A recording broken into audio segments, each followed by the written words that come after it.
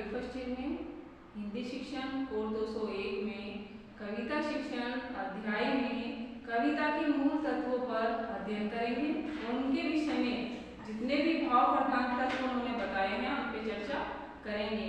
कल हमने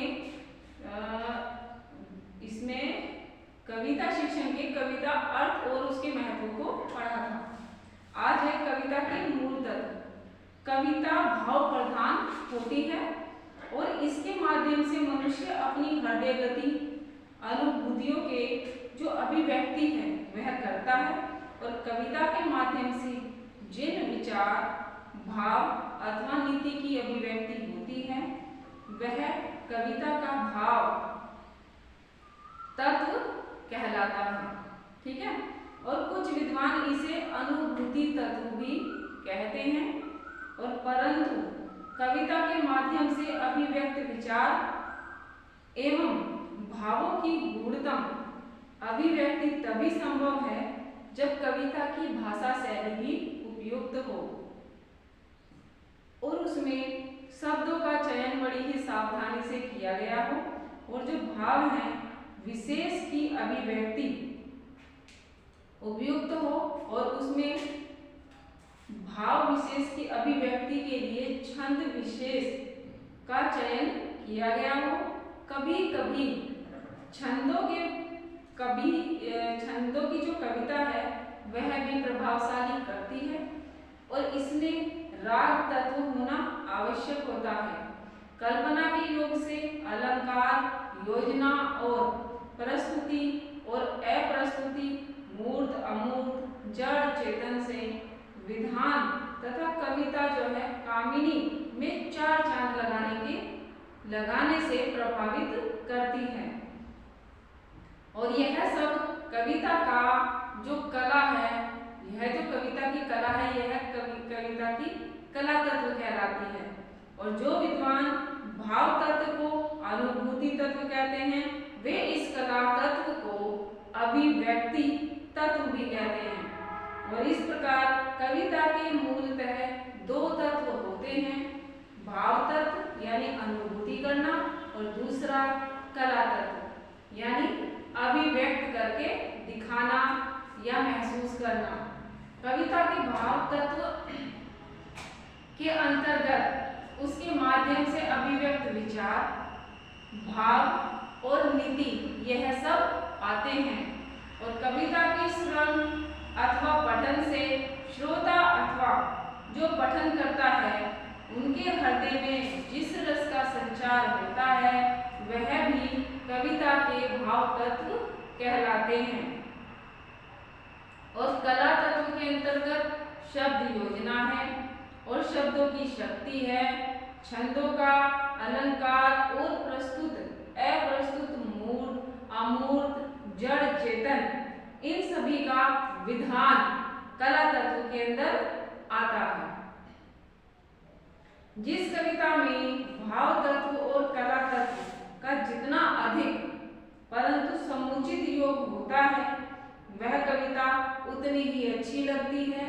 और यह बात समझ लेनी चाहिए कि अलंकार आदि के अनावश्यक बोझ से कविता के भाव पक्ष गौण पड़ जाते हैं और तब वह अपने प्रयोजन में खरी नहीं उतर पाती। इसलिए निम्नांकित तालिका के द्वारा कविता के तत्वों को दर्शाया गया है। जैसे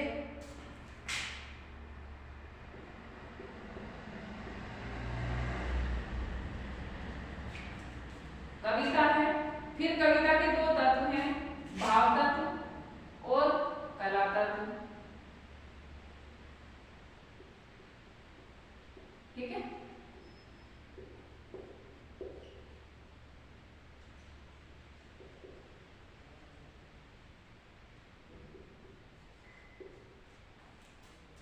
फिर इसके जो भाव तत्व में आते हैं कौन कौन से शब्द प्रयोग हुए हैं भाव में? विचार, भाव, नीति और रस।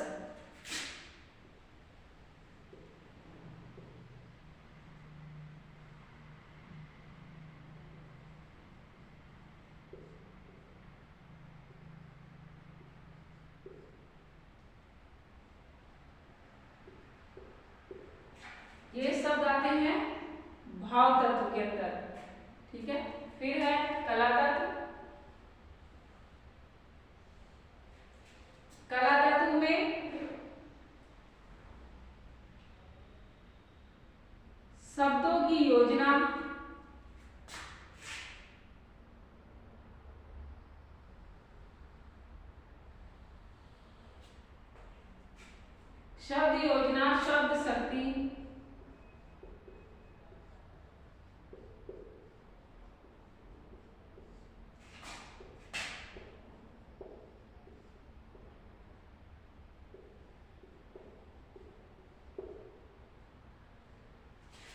ठीक है। छंद अलंकार,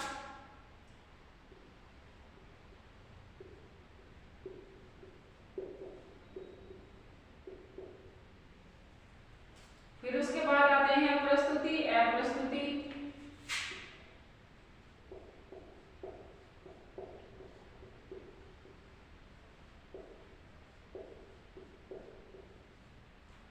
उसके बाद है मूर्त अमूर्त,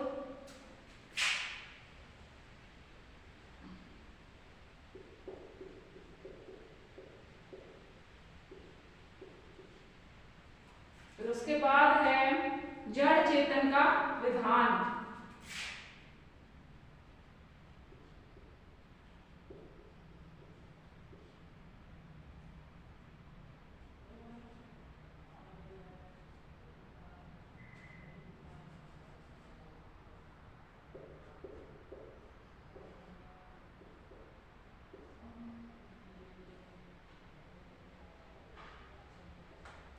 ठीक है। ये सब जो है कविता के महत्वपूर्ण तत्व होते हैं। भाव तत्व और कला तत्व। भाव तत्व में विचार, भाव, नीति और रस, इन सब की प्रधानता होती है। फिर वही है कला तत्व। कला तत्व के अंदर शब्द योजना, शब्द शक्ति, छंद, अलंकार, प्रस्तुत, अप्रस्तुत, मूर्त, अमूर्त और जड़ चेतन जो विधान है उन सब का विधान है। फिर है कविता शिक्षण के उद्देश्य।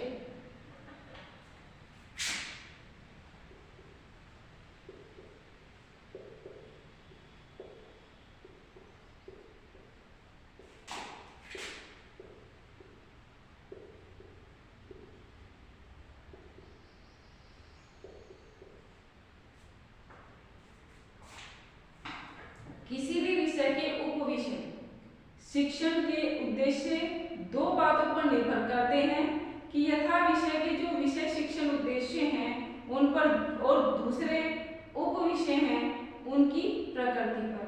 जैसे एक यथा विषय है और उसके शिक्षण उद्देश्य, और दूसरा उसके उपविषय और उसकी प्रकृति। यह दोनों बातों पर निर्भर करते हैं।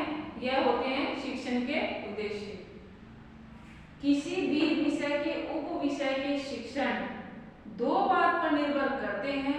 एक तो है उस विषय के शिक्षण उद्देश्य और दूसरा है उस विषय के उपविषय और उसकी प्रकृति किस प्रकार की होती है। मातृभाषा के उद्देश्य विषय में अध्याय में जो लिखा जा चुका है वह अध्याय 9 में बताया गया है। फिर उसके बाद यहाँ थोड़ा कविता की जो प्रकृति है उस पर विचार किया गया है। कविता का जो मूल तत्व है वह क्या है? राग और उसके गौण तत्व। उनके अंतर्गत आते हैं छंद, अलंकार और रस। कविता सौंदर्य बोध का श्रेष्ठ साधन है। कविता शिक्षण से बच्चों का भाषा के विभिन्न रूपों का उन्हें ज्ञान होता है और शब्द योजना, छंद और अलंकारों का ज्ञान भी होता है और रसों की अनुभूति उन्हें प्राप्त होती है। और कविता मनुष्य के हृदय पर सीधा प्रभाव डालती है और इसके द्वारा मनुष्य के जो संवेग होते हैं वह भी जागृत होते हैं, क्योंकि वह उनके रसों की अनुभूति को महसूस करता है। क्योंकि कुछ जो कविताओं के पद हैं वह उनके जीवन से वास्तविकता से जुड़े होते हैं, जो उन्हें रसों और आत्मा की अनुभूति कराती हैं और उनकी रुचि और अभिवृत्तियों में विकास भी होता है। और कविता शिक्षण से बच्चों में कविता और साहित्य के प्रति रुचि उत्पन्न होती है, उनका विकास होता है साहित्य का और उनकी चित्तवृत्तियों का परिमार्जन भी होता है। और यह सब कार्य होता है कविता शिक्षण के उद्देश्यों से। वे उच्च आदर्शों को ग्रहण करते हैं और उनमें सामाजिक अनुकूल आदर्शों के अनुकूल आचरण करने की अभिवृत्ति का विकास होता है। और ये सब कविता शिक्षण के उद्देश्य होते हैं और ये बहुत महत्वपूर्ण होते हैं। इन्हें हम निम्नलिखित रूप से क्रमबद्ध भी कर सकते हैं। जैसे ज्ञानात्मक उद्देश्य। नंबर 1 ज्ञानात्मक उद्देश्य।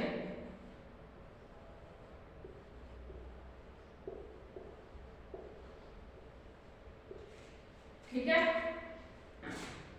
इसमें कुछ पॉइंटों के द्वारा इन्हें बताया गया है, इनका विवरण दिया गया है। जैसे छात्रों को शब्द योजना और शब्द शक्तियों का ज्ञान कराया जाना चाहिए। फिर नंबर 2 छात्रों को छंदों, अलंकारों, प्रस्तुत, अप्रस्तुत, मूर्त, अमूर्त, जड़ चेतन, विधान और विभिन्न रसों की अनुभूति एवं शास्त्रीय ज्ञान कराना चाहिए। नंबर 3 है छात्रों को कविता के माध्यम से अभिव्यक्त प्राकृतिक सौंदर्य, ऐतिहासिक घटनाएं, पौराणिक कथाओं, सामाजिक दशाओं और सांस्कृतिक मूल्यों, धार्मिक विश्वासों और मनुष्य जीवन के विविध जो पक्ष होते हैं उनका भी ज्ञान कराया जाना चाहिए, क्योंकि यह भी उनके आने वाले जीवन में उनकी जो वास्तविकता है वह भी स्पष्ट करते हैं और उनके नैतिक व सामाजिक विकास को बढ़ाते हैं। अब है कौशलात्मक उद्देश्य।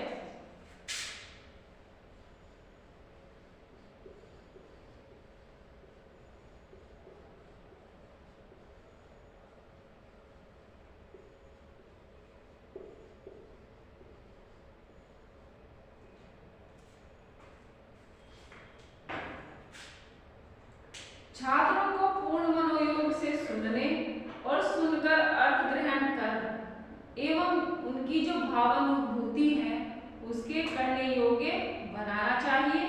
नंबर 5 है छात्रों को भाव के अनुसार उचित गति, आरोह अवरोह और काव्य पठन करने एवं पठित अंश को भाव ग्रहण करते हुए रसों की अनुभूति करने के योग्य बनाना।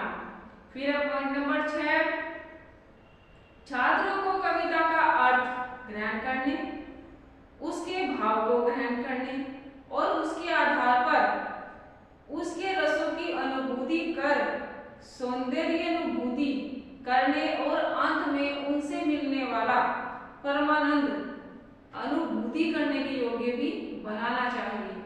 फिर है पॉइंट नंबर 7 कि छात्रों को पढ़ी हुई कविता के जो भाव हैं उन्हें अपने शब्दों में कहने और उसकी समीक्षा करने में भी निपुण करना चाहिए, जिससे वह जो भी कविता पढ़ी है उसके भाव को समझ सके और अपने भाव से अपनी मन के विचार से उसे अभिव्यक्त करके भी दिखा सके। फिर है भावात्मक उद्देश्य।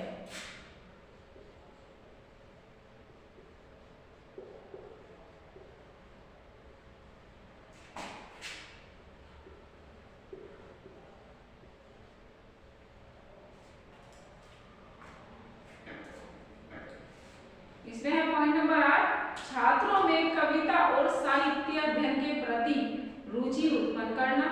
नंबर 9 छात्रों के सृजनात्मक शक्तियों को सचेष्ट करना और उनमें कविता रचना के प्रति रुचि उत्पन्न करना। नंबर 10 छात्रों में मातृभाषा एवं उसके साहित्य के प्रति अस्थायी भाव का निर्माण करना। और नंबर 11 है छात्रों में उच्च अभिवृत्तियों का विकास करना और उनके व्यक्तित्व का निर्माण करना। यह सब कार्य कविता शिक्षण के उद्देश्यों के अंतर्गत आते हैं। अब यहाँ पर उन्होंने कविता शिक्षण के लक्ष्य बताए गए हैं।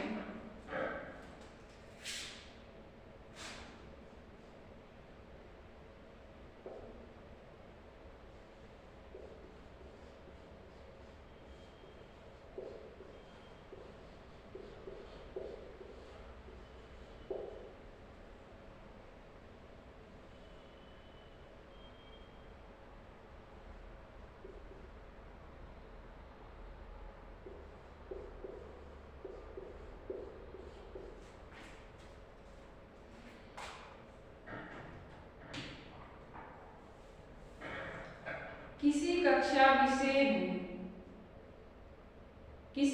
विशेष में निश्चित समय के अंदर किसी कविता के शिक्षण से बच्चों के ज्ञानात्मक, कौशलात्मक और भावात्मक पक्षों में जो भी वास्तविक विकास होता है और उसे ही कविता शिक्षण के लक्ष्य कहा जाता है। यह कहना होगा कि कविता के शिक्षण लक्ष्य निश्चित करते समय 4 तथ्यों को सामने रखना होना चाहिए, जैसे कविता के शिक्षण उद्देश्य, पाठ्य कविता, शिक्षार्थी और प्राप्य समय। ये सब कविता शिक्षण के लक्ष्य हैं जो कुछ बिंदुओं के द्वारा दर्शाए गए हैं। कविता शिक्षण के उद्देश्य है।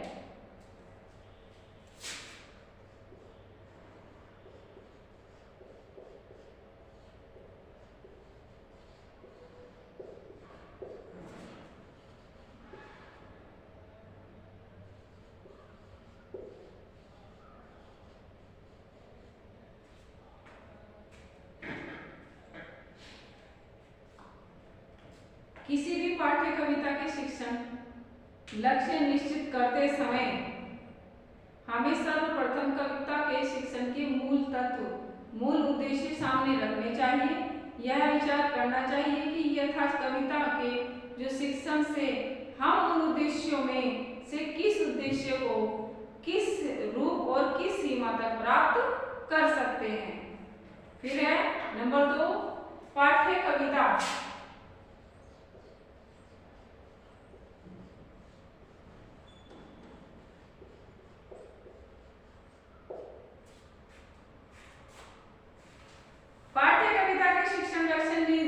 करते समय हमें पाठ्य कविता की भाषा और शैली और उसकी विषय सामग्री को भी ध्यान में रखते हुए देखना चाहिए कि यह कहाँ तक प्रयुक्त हो रही है और कहाँ तक लाभकारी सिद्ध होगी।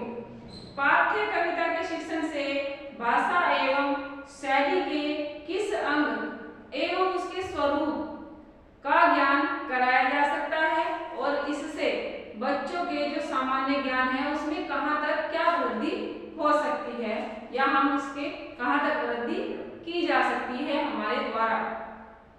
फिर है नंबर 2, बच्चों को अर्थबोध एवं सौंदर्य अनुभूति करने तथा भावाभिव्यक्ति करने के कितने अवसर हैं और उन कौशल में कितनी वृद्धि की जा सकती है। फिर है यथा कविता के शिक्षण से बच्चों में किन रुचियों का विकास हो सकता है और उनमें कौन से संवेग जागृत किए जा सकते हैं और किन अभिवृत्तियों का विकास उनमें किया जा सकता है। यह सब होते हैं पाठ्य कविता की शिक्षण सामग्री और उसके लक्ष्यों में। अब है तीसरा नंबर, शिक्षार्थी।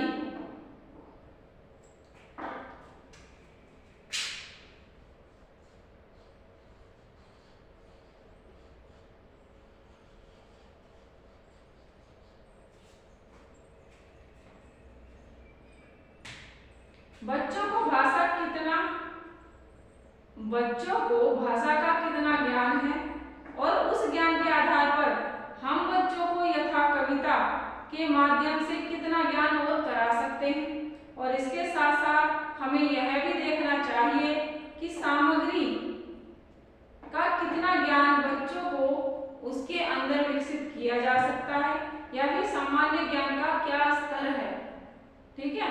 और उसके आधार पर कविता विशेष के जो विषय है उसकी जो सामग्री है उसका कितना ज्ञान बालकों को कराया जा सकता है।